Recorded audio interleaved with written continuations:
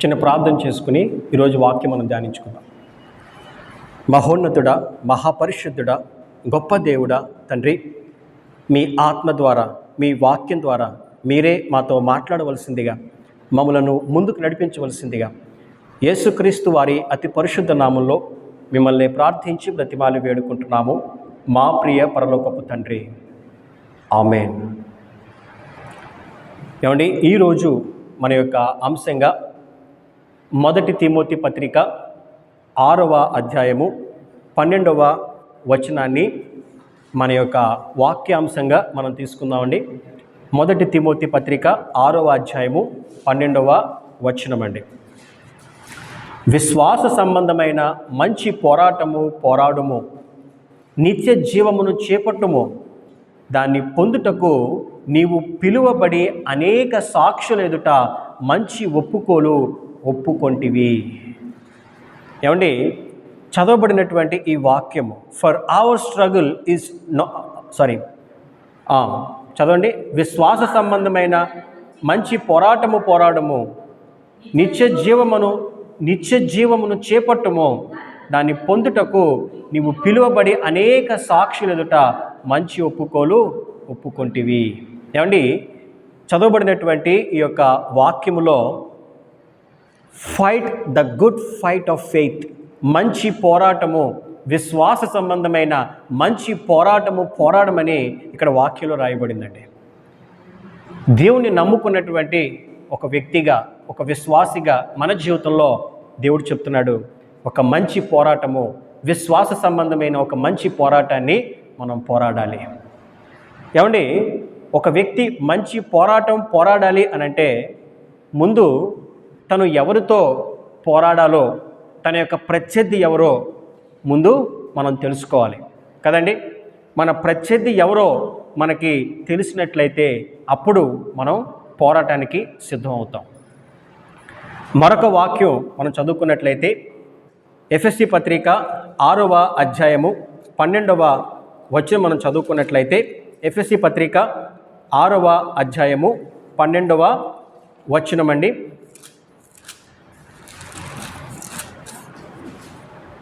ఏలయనగా మనము పోరాడినది శరీరులతో కాదు గాని ప్రధానులతోనూ అధికారులతోనూ ప్రస్తుత అంధకార సంబంధులకు లోకనాథులతోనూ ఆకాశ మండలమందున్న దురాత్మల సమూహముతోనూ పోరాడుచున్నాము. ఎవరు మన ప్రత్యర్థులు? ఎవరితో మనం పోరాడాలి? ఎవరితో మనం ఆ యొక్క ఫైట్, ఎవరితో మన ఫైట్ అని అంటే నాట్ విత్ ద ఫ్లెష్, శరీరులతో కాదు. For our struggle is not against the flesh and blood, but against the rulers, against the authorities, against the powers of this dark world and against the spiritual forces of evil in the heavenly realms. అధికారులతోనూ, ప్రధానులతోనూ, దురాత్మ సమూహములతోనూ, అంధకార సంబంధమైన లోకనాథులతోనూ మన యొక్క పోరాటము. ఇదే మన పోరాటమని ఒక వాక్యంలో స్పష్టంగా దేవుడు రాయించాడండి. నిజమే, మనం అనుకుంటాం బహుశా ఎవరైనా ఒక వ్యక్తి మనతో విభేదించినప్పుడు, మనతో ఆ వ్యక్తి శత్రువుగా మారినప్పుడు, మనకి హాని చేయాలని ప్రయత్నం చేసినప్పుడు, ఇదిగో ఇతడే నా ప్రత్యర్థి, హీ ఈజ్ మై ఎనిమీ అని అనుకుంటామండి. కానీ బైబిల్ చెప్తుంది మన శత్రువులు శరీర సంబంధులు కాదు, not with the flesh and blood, అధికారులతోనూ, లోకనాథులతోనూ, దురాత్మ సమూహములతోనూ మనం పోరాడవలసిన వారమై ఉన్నాము. వాళ్ళతో మనం మంచి పోరాడాలని చెప్పి దేవుడు ఆయన వాక్యం ద్వారా ఆయన తెలియజేస్తున్నాడండి. ఏమండి, ఒక వ్యక్తి పోరాటం చేయాలంటే ముందుగా ఆ వ్యక్తికి తన యొక్క శత్రువు ఎవరో తెలియాలి, ప్రత్యర్థి ఎవరో తెలుసుకున్నాం. ఇప్పుడు ఒక యోధుడు పోరాడాలి అంటే అతనికి ఏం కావాలండి? ఆయుధాలు కావాలి. He need some weapons. కొన్ని ఆయుధాలు ఆ వ్యక్తి తీసుకుని ఆ ఆయుధాలతో తన యొక్క ప్రత్యర్థితో ఆ వ్యక్తి పోరాడగలడు. మనం నమ్ముకున్నటువంటి మన దేవుడు మనకి కొన్ని ఆయుధాలు ఇస్తున్నాడండి. అదే ఆయుధాలతో మనల్ని పోరాడమని దేవుడు మనకి ఆ యొక్క ఆయుధాలను ఆయన ఇస్తున్నాడు. Those are called the spiritual weapons, not the physical weapons but the spiritual weapons. ముందుగా మనం మాట చదువుకున్నట్లయితే రెండవ కొరింథీయుల పత్రిక 10వ అధ్యాయము 4వ వచనం మనం చదువుకున్నట్లయితే 2 Corinthians chapter 10 verse 4 ఆ వాక్యం మనం చదువుకుందామండి. మా యుద్ధోపకరణములు శరీర సంబంధమైనవి కావు కానీ దేవుని ఎదుట ఏమండి దుర్గములను పడద్రోయ జాలినంత బలము కలవై ఉన్నవి. మా యుద్ధోపకరణములు శరీర సంబంధమైనవి కావు కానీ దేవుని ఎదుట దుర్గములను పడద్రోయ జాలినంత బలము కలవై ఉన్నవి. చాలండి, మనకి దేవుడు ఇస్తున్నటువంటి ఆ యొక్క యుద్ధోపకరణములు శరీర సంబంధమైనవి కావు. They are not physical weapons but the spiritual weapons. ఏంటి ఆ వెపన్స్? నాకు ఏ రకంగా ఉపయోగపడతాయి ఆ వెపన్స్? అవి కూడా మనం ధ్యానించుకుందామండి. ఈరోజు మనకి దేవుడు ఇస్తున్నటువంటి ఆ యొక్క ఆయుధాల్లో మొట్టమొదటిది ప్రార్థన, ప్రేయర్. అదేంటండి ప్రార్థన అనేది? మనం దేవునితో మాట్లాడేటువంటి, మనం దేవునితో మన యొక్క విజ్ఞాపనలు చేసుకునేటువంటి ఒక ఆ యొక్క మార్గం కదా. అది ఆయుధం ఎలా అయిందండి? అది how can it be a weapon అని అంటే prayer is the strongest weapon. ఏమండి, ప్రార్థన ఒక అద్భుతమైనటువంటి ఆయుధం అండి, మనకి దేవుడు ఇచ్చినటువంటి అద్భుతమైన ఆయుధం. ఆ ప్రార్థన అనే ఆ యొక్క ప్రార్థన ద్వారా మనం దేవునికి మన యొక్క విజ్ఞాపనలు మనం తెలియచేయచ్చు. అదే ప్రార్థన ద్వారా ఎవరైతే నేను చెప్పానో వారందరితోనూ మనం మంచి పోరాటం మనం చేయొచ్చు. హల్లెలూయా, హల్లెలూయా. యాకోబు పత్రిక 5వ అధ్యాయము 16వ వచనం మనం చదువుకున్నట్లయితేనండి, జేమ్స్ చాప్టర్ 5 verse 16, మీ పాపములను ఒకనితోనొకడు ఒప్పుకొనుడి, మీరు స్వస్థత పొందినట్లు ఒకని కొరకు ఒకడు ప్రార్థన చేయుడి, నీతిమంతుని విజ్ఞాపన మనఃపూర్వకమైనదై బహు బలము కలదయ్యుండును. నీతిమంతుని యొక్క విజ్ఞాపన అంటండి మనఃపూర్వకమైనదై బహు బలము కలదయ్యుండును. The prayer of the righteous person is powerful and effective అని బైబిల్లో రాయబడిందండి. అంత బలము కలిగినటువంటి ఆ యొక్క ప్రార్థనను దేవుడు మనకు ఆయుధాలుగా ఇస్తున్నాడు. ఏమండి, ఈరోజు ఈ వాక్యం వింటున్న ప్రతి ఒక్కరితోనూ దేవుడు మాట్లాడుతున్నాడు. ప్రతి ఒక్కరితోనూ దేవుడు మాట్లాడుతున్నాడు. మన జీవితాల్లో మన యొక్క పోరాటం ఏంటి? మనం దేంతో మనం పోరాటం చేస్తున్నాం? వేటితో మనం పోరాటం చేస్తున్నాం? ఈరోజు ఈ లోకంలో అనేకమైన వాటితో మనం పోరాటం చేస్తున్నామండి. అది ఒక అనారోగ్య సమస్య అవ్వచ్చు, ఒక ఆర్థిక ఇబ్బంది అవ్వచ్చు, ఒక అప్పు బాధ అవ్వచ్చు, ఒక వ్యసనం అవ్వచ్చు, అదొక అలవాటు అవ్వచ్చు, ఆ యొక్క వివాదాలు అవ్వచ్చు, ఆ యొక్క గొడవలు అవ్వచ్చు, ఆ యొక్క అసమాధానం అవ్వచ్చు. అది ఏదైనప్పటికీ కూడా ఈ లోకములో మన యొక్క పోరాటం ఏదైనా అవనివ్వండి, ప్రతి పోరాటంలోనూ దేవుడు మనతో ఉన్నాడు. ఆయన మనల్ని మంచి పోరాటం చేయమని ఆయన మనల్ని కోరుతున్నాడు. మనకి ఆయన గొప్ప ఆ యొక్క వెపన్స్ ఇస్తున్నాడు దేవుడు. ఆ వెపన్స్ ద్వారా నా కుమారుడా, నా కుమార్తె, fight the good fight of faith. మంచి పోరాటం పోరాడు, విశ్వాస సంబంధమైనటువంటి ఆ మంచి పోరాటాన్ని పోరాడని చెప్పి దేవుడు మనతో చెప్తున్నాడండి. అందులో మొదటిగా దేవుడు ప్రార్థన అనే ఆయుధాన్ని దేవుడు ఇస్తున్నాడు. నిజంగా మనం ప్రార్థన చేస్తున్నామా? ప్రతిరోజు ప్రార్థనకి మనం సమయాన్ని కేటాయించుకోగలుగుతున్నామా అండి? 24 గంటలు 24 అవర్స్లో మనం ఎన్నో పనులు మనం చేసుకుంటూ ఉంటాం. మనకి నచ్చినవన్నీ మనం చేస్తూ ఉంటాం. కానీ ముఖ్యమైనటువంటి ప్రార్థనకు మనం ఎంత సమయాన్ని మనం ఇవ్వగలుగుతున్నాం, మనం ఎంత సమయం ఇస్తాం అనే దాన్ని బట్టే మనం ఎంత మంచిగా మనం పోరాటం చేయగలుగుతున్నామని ఆధారపడి ఉంటుంది. హల్లెలూయా, హల్లెలూయా. ఏమంటే మనం ఎప్పుడైతే మోకరించి ప్రార్థించడం మొదలు పెడతామో, ఎప్పుడైతే మనం మోకరించి దేవునికి విజ్ఞాపన మనం మొదలు పెడతామో, అప్పుడు దుష్టుడు మన దగ్గర నుంచి పారిపోతాడండి. ఎప్పుడైతే మనం దేవునికి లోబడతామో, అప్పుడు అపవాది యొక్క క్రియలు మన దగ్గర నుంచి పారిపోతాయి. హల్లెలూయా, హల్లెలూయా. ఈరోజు దేవుడు మనతో మాట్లాడుతున్నాడు. ఆయన ఇస్తున్నటువంటి రెండవ ఆయుధం వాక్యము. నీ వాక్యము నా పాదములకు దీపము, నా త్రోవకు వెలుగు అని బైబిల్ గ్రంథంలో రాయబడిందండి. దేవుని వాక్యం అంటండి, దేవుని వాక్యం అంట, అది దేవుని వాక్యం ఎలాంటిది అనంటే అది 2 అంచులు కలిగినటువంటి ఎటువంటి ఖడ్గము కంటేనో పదునైందని రాయబడిందండి. హల్లెలూయా. హెబ్రీ పత్రిక 4వ అధ్యాయము 12వ వచనం మనం చదువుకున్నట్లయితే, హెబ్రూ చాప్టర్ 4:12. హెబ్రీ పత్రిక 4వ అధ్యాయము 12వ వచనాన్ని మనం చదువుకుందాం. చదువుతారండి?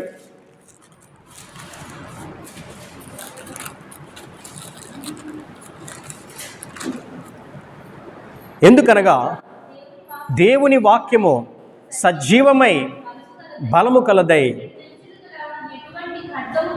2 అంచులు గల ఎటువంటి ఖడ్గము కంటేనో వాడిగా ఉండి ప్రాణాత్మలను కీళ్లను మూలుగను విభజించునంత మట్టుకు దూరుచు హృదయము యొక్క తలంపులను ఆలోచనలను శోధించుచున్నది. హల్లెలూయా, హల్లెలూయా. ఏమండి, ఈ లోకము, ఈ యుగ సంబంధమైన దేవత, ఈ లోకంలో ఉన్నటువంటి ఈ యొక్క అపవాది క్రియలు, తంత్రములు ఇవన్నీ కూడా ఏమండి ఏం చేస్తాయంటే మనల్ని దేవుని వాక్యానికి దూరం చేయడానికి ప్రయత్నం చేస్తాయండి. ఎందుకంటే వాక్యము సజీవమైంది, వాక్యము నిత్యము ఉండేది, అది సత్యము. ఎప్పుడైతే ఈ వాక్యానికి మనల్ని దూరం చేస్తాడో అపవాది, అప్పుడు అసత్యం వైపు మనల్ని నడిచేలా వాడు ప్రయత్నం చేస్తూ ఉంటాడు. దేవుని వాక్యాన్ని దేవుని వాక్యం అనేది మన దేవుడు మనకు ఒక ఆయుధంగా దేవుడు ఇస్తున్నాడు. ఇక్కడ వాక్యంలో స్పష్టంగా రాయబడింది, అదేమనంటే అది 2 అంచులు గల ఎటువంటి ఖడ్గము కంటేనో వాడిగలది అని. హల్లెలూయా. ఈరోజు మన దేవుడు మనతో మాట్లాడుతున్నాడు. ఎంతమంది దేవుని వాక్యాన్ని వారు వింటున్నారు? ఒక రోజులో దేవుని వాక్యాన్ని ఎంతమంది వింటున్నారండి? నేను హైదరాబాద్లో ఉన్నప్పుడు, అంటే నేను చేసినటువంటి ఒక చిన్న విషయాన్ని నేను చెప్తున్నానండి. చాలామందికి ఏమండి మాకు సమయం కుదరట్లేదు, మాకు టైం సరిపోవట్లేదు, మేము ఎప్పుడు వాక్యం వినాలి అని అంటే, నేను ట్రావెల్ చేసే టైంలో దేవుని వాక్యాన్ని వినేవాడిని. సరిగ్గా నా ట్రావెలింగ్ టైం నేను హైదరాబాద్లో ఉన్నప్పుడు 1/2 అవర్. ఆ 1/2 అవర్లో నేను దేవుని వాక్యం వినేవాడిని. మరలా రిటర్న్ జర్నీ 1/2 అవర్లో మరలా దేవుని వాక్యం వినేవాడిని. ఎప్పుడైతే దేవుని వాక్యం మన యొక్క హృదయాల్లోకి వెళ్తుందో, ఎప్పుడైతే మనం క్రమం తప్పకుండా వాక్యాన్ని వింటామో, మన హృదయంలోకి అపవాది తీసుకొచ్చేటువంటి వాడి యొక్క ఆ యొక్క తలంపులు అవనివ్వండి, ఆ యొక్క లోక సంబంధమైన వాటన్నిటినీ కూడా అది తొలగిస్తుందండి. హల్లెలూయా. వాటన్నిటినీ కూడా దేవుని వాక్యము చీల్చి వాటన్నిటినీ దేవుడు బయటికి తీసేస్తాడు. హల్లెలూయా. అందుకే ప్రతి ఒక్కరూ కూడా దేవుని వాక్యాన్ని చదవాలి, దేవుని వాక్యాన్ని వినాలి. ఎప్పుడైతే ఆ యొక్క వాక్యం ధ్యానించడానికి ఒక వ్యక్తి సమయాన్ని ఇస్తాడో, ఎప్పుడైతే దేవుని వాక్యం వినడానికి ఒక వ్యక్తి సమయాన్ని ఇస్తాడో, ఆ వ్యక్తి తన హృదయం యందును, తన ఆలోచనల యందును, తన తలంపుల యందును ఆ వ్యక్తి శుద్ధుడై జీవించగలుగుతాడు. హల్లెలూయా. అపవాది తంత్రములను వాడు ఎదుర్కోగలుగుతాడు. ఎందుకంటే వాడి యొక్క ప్లాన్స్ డిఫరెంట్గా ఉంటాయి. ఒక్కొక్కరిని ఒక్కొక్క విధంగా శోధించాలని ప్రయత్నం చేస్తూ ఉంటాడు. When you are with the word of God, ఎప్పుడైతే నువ్వు దేవుని వాక్యంతో అంటు కట్టబడి ఉంటావో, అప్పుడు ఆ వాక్యం ద్వారా దేవుడు మాట్లాడతాడు, నిన్ను సమాధానపరుస్తాడు, నిన్ను నూతనపరిచి ముందుకు నడిపిస్తాడు. హల్లెలూయా. ఈ విధంగా రెండవ వెపన్ ఏంటండి? What is the second weapon? Word of God. దేవుని వాక్యము మనకి దేవుడు ఇస్తున్నటువంటి రెండవ స్పిరిచువల్ వెపన్. హల్లెలూయా. మూడవదిగా దేవుడు చెప్తున్నాడు. ఏంటి మూడవ ఆ యొక్క ఆయుధం అనంటే విశ్వాసము, ఫెయిత్. ఏంటండి? విశ్వాసము. విశ్వాసం అనేది ఒక మనిషికి దేవుడిస్తున్నటువంటి ఒక అద్భుతమైనటువంటి ఆయుధం అండి. ఎందుకంటే అది కూడా మనం వాక్యం చదువుకుందాం. హెబ్రీ పత్రిక 11వ అధ్యాయము 1వ వచనంలో అక్కడ రాయబడింది, విశ్వాసము వలన దేవుని కుమారుని విశ్వాసమున్నది నిరీక్షింపబడు వాటి యొక్క నిజస్వరూపమును, అదృశ్యమైనవి ఉన్నవనుటకు రుజువునై ఉన్నది. చాలండి. హల్లెలూయా, హల్లెలూయా. ఏమండి, విశ్వాసం అంట దేని కొరకైతే మనం నిరీక్షిస్తూ ఉంటామో ఆ నిరీక్షింపబడు వాటి యొక్క నిజస్వరూపం అంట. ఇంకా అదృశ్యమైనవి ఉన్నవనుటకు రుజువు అని చెప్పి ఇక్కడ వాక్యంలో రాయబడిందండి. అంటే విశ్వాసం ద్వారా ఏదైనా సాధ్యమే. The assurance of things hoped for. ఈ యొక్క విశ్వాసం ద్వారా ఏదైనా సాధ్యమేనండి. అబ్రాహాము దేవుణ్ణి నమ్మాడు, విశ్వసించాడు. ఎంత విశ్వసించాడంటే 25 లాంగ్ ఇయర్స్, 25 సంవత్సరాలు దేవుని కొరకు, ఆయన కార్యము నెరవేరుట కొరకు నిరీక్షించాడు. నిరీక్షించి విశ్వసించి ఆఖరికి జయించుకున్నాడు. ఇస్సాకు పుట్టాడు. హల్లెలూయా, హల్లెలూయా. 24th ఇయర్ వరకు కూడా ఏమీ జరగలేదు. కానీ తనకు తెలుసు, ఎప్పుడైతే తన హృదయంలో ఆ యొక్క చెరగనటువంటి విశ్వాసం ఉంటుందో, అబ్రాహాము గారే కాదండి, ఎవరి జీవితంలో అయినా సరే ఆ విశ్వాసంలో ఎవరైతే స్థిరులుగా ఉంటారో వారి జీవితంలో నిరీక్షింపబడు వాటి యొక్క నిజస్వరూపముగా ఆ విశ్వాసము నెరవేరుతుంది. హల్లెలూయా. మనం సందేహించవలసిన అవసరం లేదు. మనకు దేవుడిచ్చినటువంటి అది ఏ వాగ్దానమైనా, అది ఏ ప్రామిస్ అయినా దాన్ని ఖచ్చితంగా దేవుడు నెరవేరుస్తాడు. మనం చేయవలసింది ఏంటంటే మన విశ్వాసంలో మనం స్థిరులుగా మనం జీవించాలి. అపవాది వాడు ఏం చేస్తాడంటే గర్జించు సింహం వలె వాడు వస్తాడు. వాడు ఏమీ చేయడు, మనల్ని ముట్టుకోడు, మనల్ని టచ్ చేయడు. కానీ మన విశ్వాసాన్ని టచ్ చేయడానికి వాడు ప్రయత్నం చేస్తాడు. ఆయా పరిస్థితుల్ని, ఆయా ప్రతికూలమైనటువంటి పరిస్థితిని మన ముందుకు తీసుకొస్తాడు. సందేహం వచ్చేలా ప్రయత్నం చేస్తాడు. అవుతుందంటారా? ఏమోలేండి, చెప్పలేకపోతున్నామండి, విశ్వాసాన్ని కాపాడుకోలేకపోతున్నామండి అనేలాగా వాడు చేస్తాడండి. నో, మనకి దేవుడు ఇచ్చినటువంటి ఆ వాక్యాన్ని మనం విశ్వసించాలి, మనం నమ్మాలి. ఎస్, అది డాక్టర్స్ అది అసంభవం అని చెప్పచ్చు. గొప్ప వ్యక్తులు, గొప్ప జ్ఞానం కలిగిన వారు అది సాధ్యం కాదని చెప్పచ్చు. కానీ అంతకు మించి మన దేవుడు మనకిచ్చినటువంటి వాగ్దానము అది ఎప్పుడైతే మనం విశ్వసిస్తామో అది తప్పక నెరవేరుతుందండి. హల్లెలూయా, హల్లెలూయా. దాన్ని దేవుడు 3వ వెపన్గా, ఆ యొక్క స్పిరిచువల్ వెపన్గా మనకి దేవుడు ఇస్తున్నాడండి. ఆనాడు మనం బైబిల్లో మనం చూసినట్లయితే దావీదు తన యవ్వన ప్రాయంలో బాలుడైనటువంటి ఆ దావీదు కేవలము విశ్వాసం ద్వారా, దేని ద్వారానండి? కేవలము విశ్వాసం ద్వారా తనకంటే ఎంతో బలవంతుడైనటువంటి గొలియాతును గెలిచాడు, హతమార్చాడు. కంపేర్ చేద్దామా గొలియాతుని, దావీదును? గొలియాతుకు ఉన్నటువంటి హైట్లో దావీదు సగం కూడా లేడు. అతని బలములో 20% బలం కూడా దావీదుకు లేదు. ఫిజికల్గా మనం అబ్జర్వ్ చేస్తే అసలు గొలియాతుని గెలవడం కాదు కదా, అతని ముందు నిలబడమే it's a very big task. దావీదు గెలవడానికి 1% కూడా ఛాన్స్ లేదు. ఇఫ్ వి స్పీక్ ప్రాక్టికల్గా మనం మాట్లాడాలంటే అతనికి ఉన్నటువంటి శక్తి, బలము, ఆ యొక్క అతను క్యారీ చేస్తున్నటువంటి వెపన్స్ కానీ అన్నీ కూడా దావీదు కంటే ఎంతో బలమైనటువంటి వ్యక్తి. అలాంటి వ్యక్తిని దావీదు ఏ రకంగా జయించగలిగాడండి? ఎన్ని సంవత్సరాలు జిమ్ చేశాడు దావీదు? నో, దేవుని పట్ల విశ్వాసం.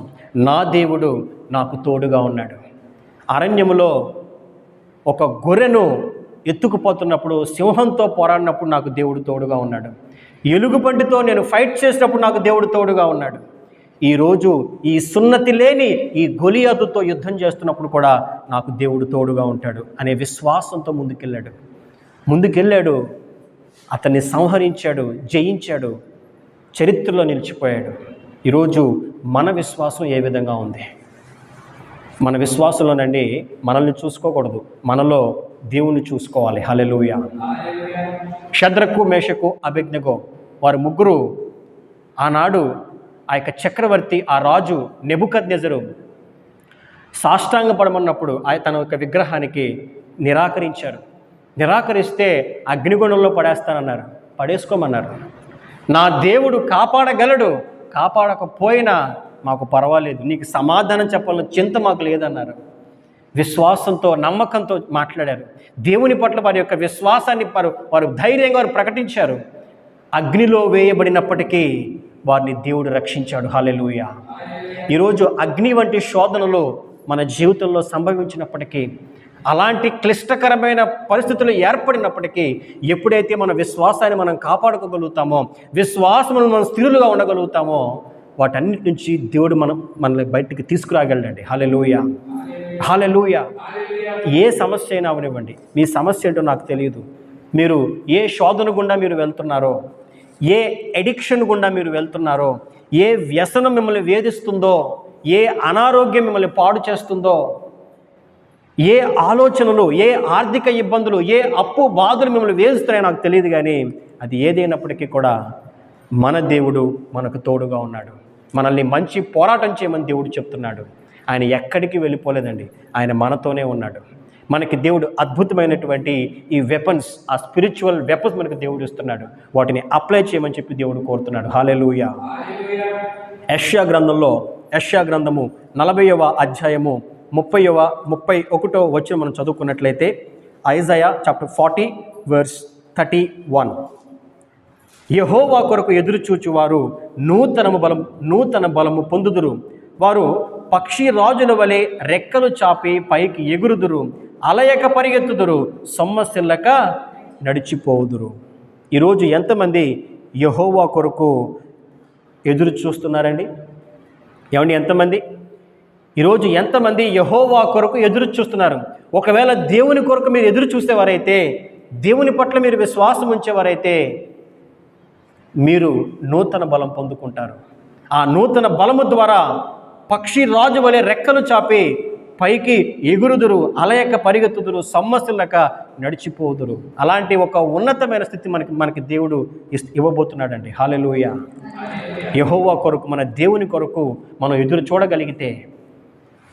రీసెంట్గా నేను ఒక వార్తలు చూశాను. అదేంటంటే, ఒక కుటుంబం ఆర్థిక ఇబ్బందులతో ఎన్నో ఇబ్బందులు పడుతూ వారు చివరికి ఏం చేశారంటే, ఆ కుటుంబం అంతా కూడా సూసైడ్ చేసుకుని చనిపోయారండి.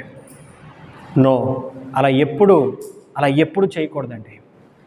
శ్రమ రావచ్చు, శోధన రావచ్చు, ఇబ్బంది రావచ్చు. అది ఎలాంటి ఇబ్బంది, శోధన, శ్రమ, బాధ అయినప్పటికీ దాంతో మనం మనం పోరాటం మనం నేర్చుకోవాలి. దాంతో ఎప్పుడైతే ఆ శోధనతో, ఆ శ్రమతో మనం మాట్లాడగలగాలి. నువ్వు నన్ను ఏమీ చేయలేవు, నేను నమ్ముకున్నటువంటి నా దేవుడు సర్వశక్తిమంతుడు, ఆయనకు అసాధ్యమైంది ఏదేది మనం చెప్పగలగాలండి. ఎప్పుడైతే దాంతో మనం ఆ శోధనతో, ఆ శ్రమతో మనం మాట్లాడగలుగుతామో, మన దేవుడు మనకి గొప్ప విజయాన్ని మన జీవితంలో మనకిస్తాడు. నిజంగా అండి, మరొక వాక్యం మనం చదువుకున్నట్లయితే 2వ తిమోతి పత్రిక 1వ అధ్యాయము 7వ వచనం మనం చదువుకున్నట్లయితే, 2 తిమోతి చాప్టర్ 1 verse 7.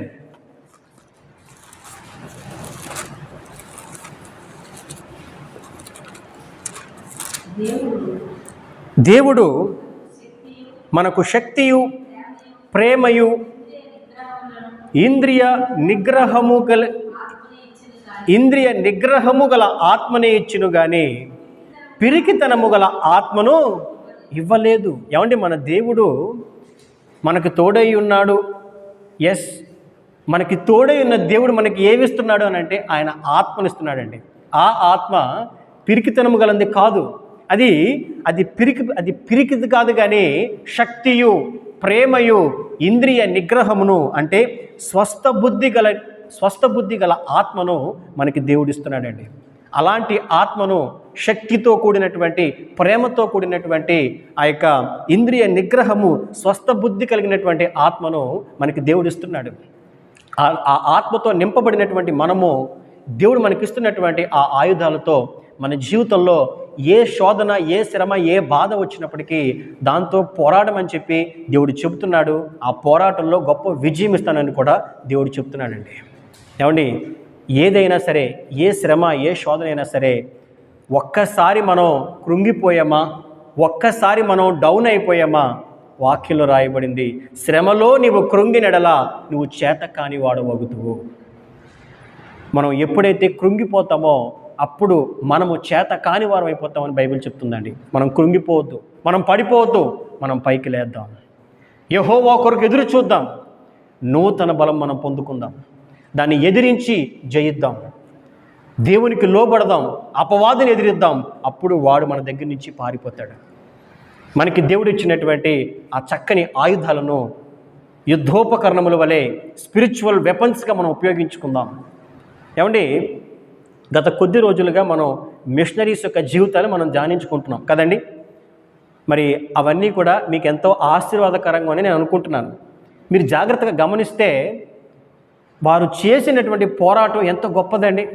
ఉదాహరణకి విలియం టెండేల్ గారు ఆనాడు 15వ శతాబ్దము 16వ శతాబ్దంలో ప్రపంచంలోనే బలమైనటువంటి రోమన్ క్యాథోలిక్స్తో ఫైట్ చేశాడండి. రోమన్ క్యాథోలిక్ పోప్స్తో ఫైట్ చేశాడు. అసలు వారికి ఎదురు చెప్పడానికే భయపడతారు. ఎవరు? రాజులు, చక్రవర్తులు. అలాంటి వారితో పోరాడి ప్రజలందరికీ కూడా వాక్యం అందించాలని ప్రయాసపడ్డాడు. గొప్ప విజయం సాధించాడు. ఇంకా మనం చూస్తేనండి మార్టిన్ లూథర్ గారు కూడా ఆయన జీవితంలో ఆయన ఎంతో చదువుకున్నాడు, ఎంతో ఉన్నతమైన స్థాయిలో ఉన్నాడు. అలాంటి వ్యక్తి ఎప్పుడైతే ఈ రోమన్ క్యాథోలిక్స్ పోప్స్ దుర్మార్గాలు చేస్తున్నారో వాళ్ళు ఎదిరించి కరపత్రికలు రాసి, పుస్తకాలు రాసి ప్రజల్లో అవగాహన తీసుకొచ్చి ప్రొటెస్టెంట్ ఉద్యమానికి ఆయన ఆజ్యం పోసాడు. ప్రొటెస్టెంట్ ఉద్యమాన్ని ప్రారంభించాడు. గొప్ప పోరాటం చేశాడండి ఆయన. ఇంకా మనం చూస్తే డాక్టర్ డేవిడ్ లివింగ్స్టన్ ఆనాడు ఆఫ్రికా దేశంలో ఆయన ఒక మిషనరీగా, సేవకునిగా వెళ్ళి ఆయన వాక్యం మాత్రం బోధించలేదండి. అక్కడ ఉన్నటువంటి భయంకరమైనటువంటి విషయం స్లేవ్ ట్రేడింగ్, బానిసలుగా అమ్మేసే వ్యవస్థతో పోరాడాడు. ధైర్యంగా పోరాడాడు.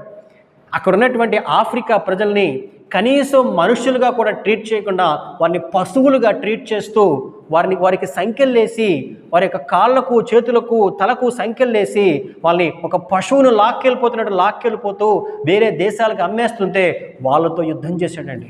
వాళ్ళతో పోరాడాడు. అనేక మందిని కాపాడుకున్నాడు. మరి మన భారతదేశంలోకి వచ్చారు అమీ క్యార్మైకల్. ఆ దేవదాసి వ్యవస్థ మీద, జోగిని వ్యవస్థ మీద పోరాటం చేసింది. అనేక మంది మహిళలను కాపాడగలిగింది. అనేక మంది స్త్రీలను కాపాడి వారికి మంచి భవిష్యత్తు ఇచ్చింది. గొప్ప పోరాటం చేసిందండి ఒక స్త్రీ, ఒక మహిళ.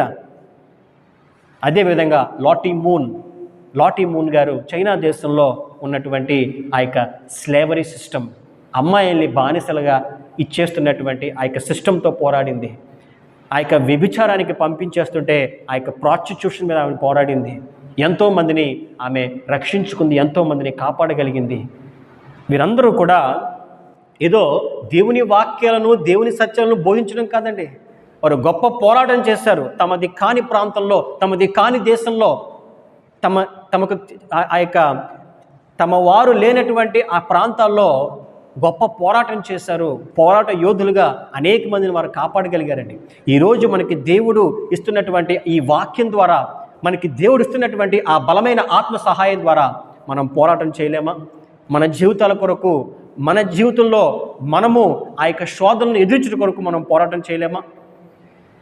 ఖచ్చితంగా మనకి దేవుడు తోడుగా ఉన్నాడు. మనం మంచి పోరాటం మనం పోరాడగలము. మనకి దేవుడు శక్తినిస్తాడు.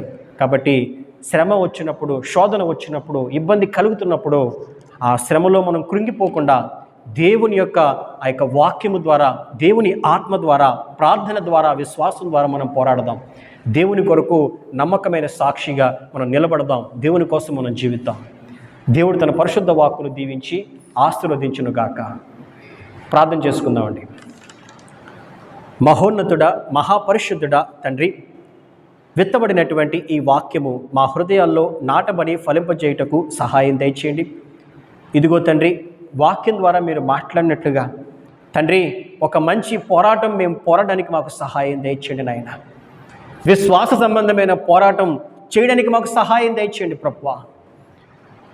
దుష్టుడైనటువంటి అపవాది అనేక శోధనలు, అనేకమైనటువంటి ఇబ్బందులు మా జీవితాల్లోకి వాడు తీసుకోవాలని ప్రయత్నం చేస్తుండగా నాయన, మీరు మాకు ఇచ్చినటువంటి ఆ యొక్క స్పిరిచువల్ వెపన్స్ ద్వారా వాడిని జయించుటకు మాకు సహాయం దయచేయండి.